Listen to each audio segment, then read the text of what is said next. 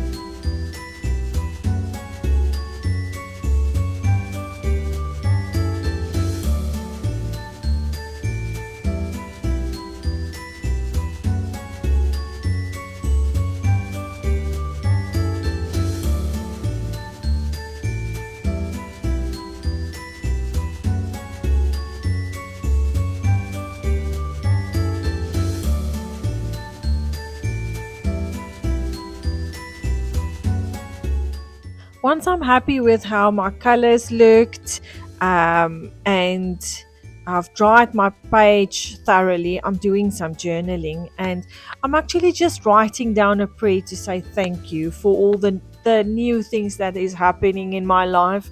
Oh my goodness, I've been blessed this last couple of weeks so many times. I don't know where to begin. So I just said thank you, because if I'm gonna have to journal about all the nice things that happened to me lately, I'm gonna have to write a book about it. Um, So I'm just gonna add my insects now. So the insects that I chose to use is a little bee, a butterfly, and some ants. And I must tell you, when I was stamping these ants, I thrilled a little bit because I don't like ants, but it did come out cute once all the decoration was done. And this is just a time to be mindful and think about things. If you don't want to use the prompts in our, or the reflection points on our prompts that we're going to give you in every week or every second week, you can just write about what is important to you at that stage of your life, or um, if something happened, you can reflect on that. This is just a guideline. So do what makes your heart happy, and please share your creations. So you will see my artwork is not perfect. I don't draw lines. I don't write neatly in a row. I just sit and do have some quality time with myself and my products and my art stuff. It keeps you sane and it keeps your heart happy. And just make pretty.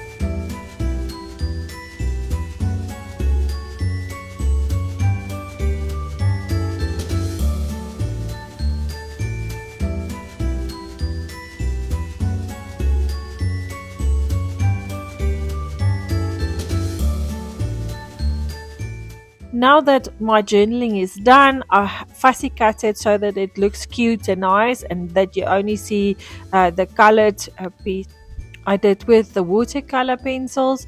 And now I'm going to stick it to the page, and this will also help the fabric piece that I've added as a page in my journal to be a bit more sturdy. And I've also added a sticker to that dangle that was already on the page to tie in with my little insect or the insect prompt that I was journaling about. So I hope you enjoyed this little tutorial, and I hope you do the junk journal prompts every week. Share your stuff with us, please, or come have some tea. Love you. Bye.